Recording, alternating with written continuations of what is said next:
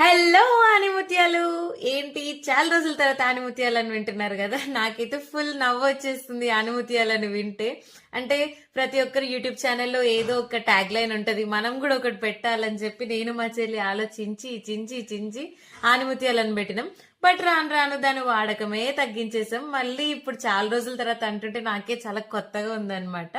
So YouTube channel start చేసేసాం. Finally 100 days challenge అయితే complete చేసేసినాం guys. That's all for our consistency అన్నమాట. So నా కన్సిస్టెన్సీకి నన్ను నేనే చాలా మెచ్చుకోవాలి. ఎందుకంటే బిఫోర్ ఛాలెంజ్ అసలు మనం కంటిన్యూస్ గా పోస్ట్ చేస్తుండే కాదనమాట. ఎందుకంటే నాకు వీలు పడని ప్రతిసారి ఆ రోజు స్కిప్పే ఇంకా. బట్ ఆఫ్టర్ ఛాలెంజ్ ఎట్లా ఉండే అంటే ఒక్క రోజు స్కిప్ చేసినా ఛాలెంజ్ ఆ రోజుకి బ్రేక్ అయిపోయినట్టే. మళ్ళీ ఫస్ట్ నుంచి స్టార్ట్ చేయాలి.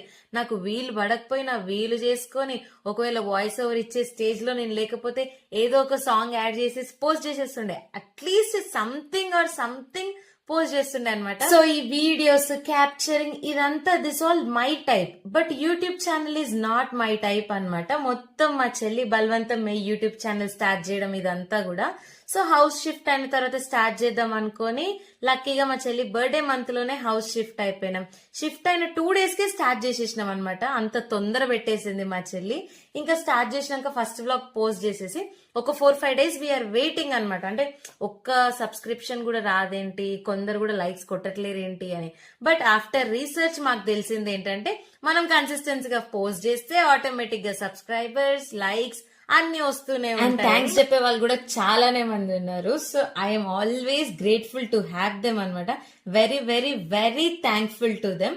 లైక్ మా ఫ్యామిలీ అయితే నన్ను చాలా బాగా సపోర్ట్ చేసినారు. అంటే నేను అస్సలు ఎక్స్పెక్ట్ చేయలే అంత సపోర్ట్.